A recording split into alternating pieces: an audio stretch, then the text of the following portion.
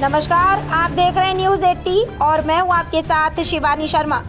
उत्तर प्रदेश की राजनीति, मौसम, किसान, अदालत और बड़ी प्रशासनिक खबरों के साथ हाजिर है आज की 15 फटाफट बड़ी खबरें। तो चलिए शुरू करते हैं आज का सुपरफास्ट बुलेटिन। उत्तर प्रदेश में लगातार हो रही भारी बारिश और आकाशीय बिजली से हुई जनहानि, पशुहानि और आर्थिक नुकसान पर मुख्यमंत्री योगी आदित्यनाथ ने संज्ञान लिया है। उन्होंने वरिष्ठ अधिकारियों को प्रभावित क्षेत्रों का मौके पर निरीक्षण कर पीड़ित परिवारों को तत्काल राहत पहुंचाने के निर्देश दिए हैं। मुख्यमंत्री ने नुकसान का तत्काल आकलन कर पात्र प्रभावितों को 24 घंटे के भीतर अनुमन्य मुआवजा देने की व्यवस्था सुनिश्चित करने को कहा। जलभराव वाले इलाकों में लोगों को सुरक्षित स्थानों पर पहुंचाने और जरूरी सुविधाएं उपलब्ध कराने के निर्देश भी दिए गए। अधिकारियों को राहत बचाव कार्यों में लापरवाही न बरतने और स्थिति पर लगातार नजर रखने को कहा गया है। उत्तर प्रदेश सरकार ने नकली और मिलावटी डेयरी उत्पादों के खिलाफ सख्त कार्रवाई के निर्देश दिए हैं। दूध, घी, खोया, पनीर और क्रीम समेत अन्य उत्पादों में हानिकारक रसायन या विजातीय वसा पाए जाने पर उन्हें जब्त कर नष्ट किया जाएगा। संबंधित डेयरी का निर्माण कार्य तत्काल बंद कराने के साथ खास लाइसेंस निलंबित किया जाएगा और प्राथमिकी भी दर्ज होगी। ऐसे ब्रांड की बिक्री पर पूरे प्रदेश में प्रतिबंध लगाया जाएगा। खाद्य सुरक्षा विभाग के अनुसार जांच में रिफाइंड तेल, डिटर्जेंट, टाइटेनियम डाइऑक्साइड और अन्य रसायनों के इस्तेमाल के मामले सामने आए हैं। प्रदेश के बाहर बने उत्पादों में मिलावट मिलने पर भी संबंधित ब्रांड पर कार्रवाई होगी।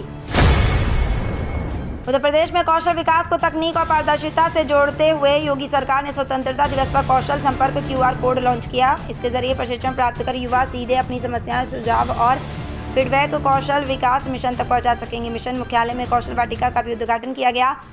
मिशन निदेशक पुलकित खरे ने कहा कि युवाओं को रोजगार पर कौशल के साथ आधुनिक तकनीक और सॉफ्ट स्किल्स से जोड़ना जरूरी है।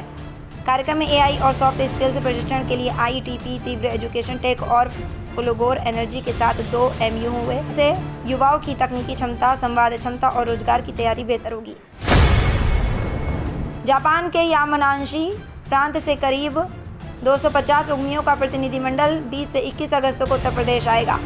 मुख्यमंत्री योगी आदित्यनाथ के साथ लखनऊ में प्रस्तावित कार्यक्रम में प्रदेश की निवेश नीतियों, औद्योगिक माहौल, एक्सप्रेसवे, लॉजिस्टिक ढांचे और निवेश संभावनाओं का प्रस्तुतिकरण होगा। जापानी कंपनियों के लिए विनिर्माण और हरित हाइड्रोजन जैसे क्षेत्रों पर विशेष जोर रहेगा।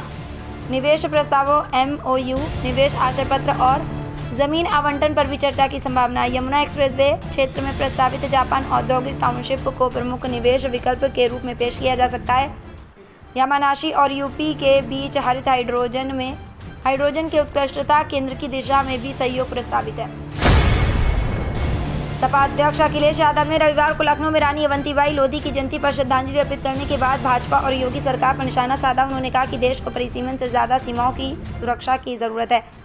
अखिलेश ने महंगाई, E20 पेट्रोल, खाद, DAP की कथित कमी और लखनऊ में कूड़े की समस्या को लेकर सरकार पर सवाल उठाए। उन्होंने पेड़ लगाने के दावों का भी हिसाब मांगा। अखिलेश ने आरोप लगाया कि गोरखपुर में 500 प्राथमिक स्कूल बंद किए गए हैं और कानपुर एक्सप्रेसवे पर गड्ढे हो गए हैं। उन्होंने कहा कि सपा PDA के हक और अधिकार की लड़ाई जारी रखेगी।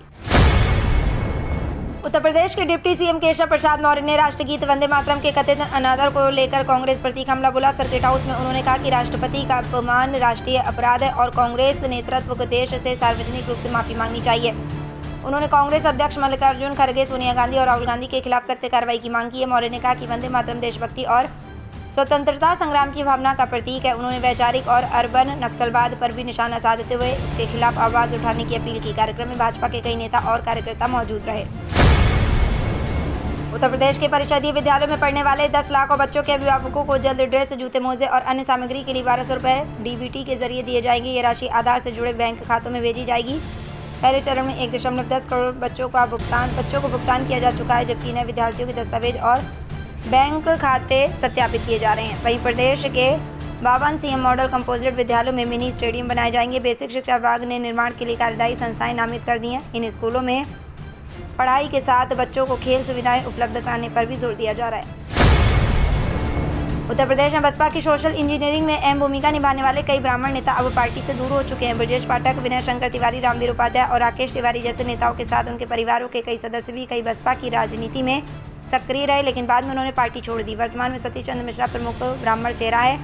इस बीच बसपा प्रमुख मायावती ने ब्राह्मण समाज से पार्टी से मजबूती से जुड़ने की अपील की। उन्होंने आरोप लगाया कि कुछ नेता निजी स्वार्थ या सत्ता में बने रहने की दूसरी पार्टियों में चले गए हैं। मायावती ने वर्ष 2007 जैसी भागीदारी और सम्मान का भरोसा दिलाया। यूपी विधानसभा चुनाव 2027 से पहले सपा और कांग्रेस ने दलित पिछड़े युवाओं पर फोकस बढ़ा दिया है। दोनों दल सामान्य सीटों पर भी दलित और पिछड़े वर्ग के युवाओं को विधानसभा क्षेत्र की जिम्मेदारी सौंपकर पीडीए को मजबूत करने की रणनीति पर काम कर रहे हैं। समाजवादी पार्टी ने ऊंचाहार, बाबागंज, कौशाम्बी, फतेहपुर, मधुबन और कुशीनगर जैसे क्षेत्रों में युवा प्रभारियों की नियुक्ति की है। कांग्रेस भी बलिया, बेलथरा रोड, बिलग्राम और गौरा में युवाओं को संगठन से जोड़ने की जिम्मेदारी दे रही है। विपक्षी दलों का लक्ष्य जमीनी संगठन मजबूत करने के साथ दलित, पिछड़े और अन्य सामाजिक समूहों के युवाओं को जोड़ना है। आजाद समाज पार्टी के राष्ट्रीय अध्यक्ष और नगीना सांसद चंद्रशेखर आजाद ने 2027 यूपी विधानसभा चुनाव से पहले 15 अगस्त को 10 सूत्रीय युवा संकल्प पत्र जारी किया। इसमें 5 साल में 2 करोड़ रोजगार, खाली सरकारी पदों पर भर्ती और स्टार्टअप के लिए 20 लाख रुपए तक लोन का वादा किया गया। पेपर लीक पर सख्त कार्रवाई, परीक्षा व्यवस्था में बदलाव और कक्षा 1 से 12 तक मुफ्त शिक्षा का भी प्रस्ताव है। हर जिले में औद्योगिक क्लस्टर, ग्राम पंचायतों में मिनी स्टेडियम और युवा विकास के लिए बजट का 30% रखने की बात कही गई है। पार्टी ने युवाओं को केंद्र में रखकर चुनावी रणनीति तैयार की है। सपा अध्यक्ष अखिलेश यादव ने बीजेपी सरकार पर तीखा हमला बोलते हुए धार्मिक स्थलों से चोरी, बेरोजगारी, पेट्रोल की गुणवत्ता और पुलिस व्यवस्था को लेकर सवाल उठाए। जनसभा में उन्होंने कहा कि रामराज्य की बात करने वालों ने रामधन तक नहीं छोड़ा और छोटे कर्मचारियों पर कार्रवाई कर अपनी बदनामी बचाने की कोशिश की। अखिलेश ने जातीय जनगणना को सामाजिक न्याय के लिए जरूरी बताते हुए कहा कि जिसकी जितनी आबादी है उसे उतना हक और सम्मान मिलना चाहिए। उन्होंने E20 पेट्रोल को लेकर भी सरकार से जवाब मांगा और आरोप लगाया कि पेट्रोल में बड़े पैमाने पर मिलावट हो रही है, जिससे जनता को नुकसान पहुंच रहा है। प्रधानमंत्री मातृ वंदना योजना की दूसरी किस्त पाने के लिए बच्चे के जन्म और टीकाकरण की जानकारी समय पर अपडेट करना जरूरी है। इसके लिए PMMVY ऐप में डाटा एंट्री टैब के तहत update child birth and immunization विकल्प चुनना होगा। लाभार्थी को MCP कार्ड के अनुसार बच्चे की जन्मतिथि, जन्मे बच्चों की संख्या, प्रसव संस्थान, लिंग और JSY लाभ समेत अन्य विवरण दर्ज करने होंगे। साथ ही 6 से 10 और 14 सप्ताह में हुए 6, 10 और 14 सप्ताह में हुए टीकाकरण की तारीखें भी भरनी होंगी। सभी जानकारी सही तरीके से दर्ज करने के बाद फॉर्म सबमिट करना होगा। जानकारी अपडेट नहीं होने पर पात्र मात्राओं को योजना की दूसरी किस्त मिलने में परेशानी हो सकती है। रक्षाबंधन पर बरेली में यात्रियों की सुविधा के लिए रोडवेज 100 अतिरिक्त बसों का संचालन करेगा। 26 से 30 अगस्त तक अतिरिक्त बसें चलाने के साथ कुछ बसों के फेरे भी बढ़ाए जाएंगे। गांव और देहात के रूटों पर भी बहनों को बेहतर बस सेवा देने की तैयारी है। लंबी दूरी की बसों को भी ग्रामीण मार्गों से चलाने की योजना बनाई जा रही है। वहीं रेलवे की ओर से 6 विशेष ट्रेनों का संचालन किया जाएगा। रक्षाबंधन 28 अगस्त को है और इस दौरान रूट डाइवर्जन भी लागू होगा। रोडवेज अधिकारियों के अनुसार डाइवर्जन को देखते हुए नए रूट तय किए जा रहे हैं ताकि यात्रियों को आवागमन में परेशानी न हो। उत्तर प्रदेश सरकार गौ संरक्षण अभियान को युवा और ZZ से जोड़ने की तैयारी कर रही है। इसके तहत गांव-गांव जागरूकता अभियान चलाकर करीब 10,000 गौ मित्र तैयार किए जा सकेंगे। मास्टर ट्रेनर्स के जरिए बच्चों और युवाओं को देसी गौवंश, प्राकृतिक खेती, बायोगैस और गौ आधारित उत्पादों के लाभ बताए जाएंगे। राज्य में 7,500 से अधिक गौ आश्रय स्थलों में 12 लाख से ज़्यादा गौवंश संरक्षित होने का दावा है। सरकार गौशालाओं को ग्रामीण रोजगार और अर्थव्यवस्था से जोड़ने पर भी जोर दे रही है। गोबर से गोपेंट, धूपबत्ती, खाद, दिए और अन्य उत्पाद बनाए जा रहे हैं। महिला स्वयं सहायता समूह को भी इन गतिविधियों से जोड़ा जा रहा है। और 17 अगस्त 2026 को उत्तर प्रदेश में मानसून सक्रिय रहने की संभावना है। खासकर पश्चिमी यूपी के मेरठ, मुजफ्फरनगर, सहारनपुर, बिजनौर, शामली, बागपत, गाजियाबाद और आसपास के जिलों में बादल छाए रहने के साथ हल्की से मध्यम बारिश हो सकती है। मेरठ, मुजफ्फरनगर में बारिश हो जबकि सहारनपुर और बिजनौर में गरज चमक के साथ बौछारें पड़ने के आसार हैं। गाजियाबाद और नोएडा में भी हल्की बारिश संभव है। बारिश के दौरान तापमान में गिरावट से लोगों को गर्मी से राहत मिल सकती है। मौसम विभाग के अनुसार जलभराव वाले इलाकों में सावधानी बरतें और आकाशीय बिजली के समय खुले स्थानों पर जाने से बचें। तो ये थी आज की 15 फटाफट खबरें।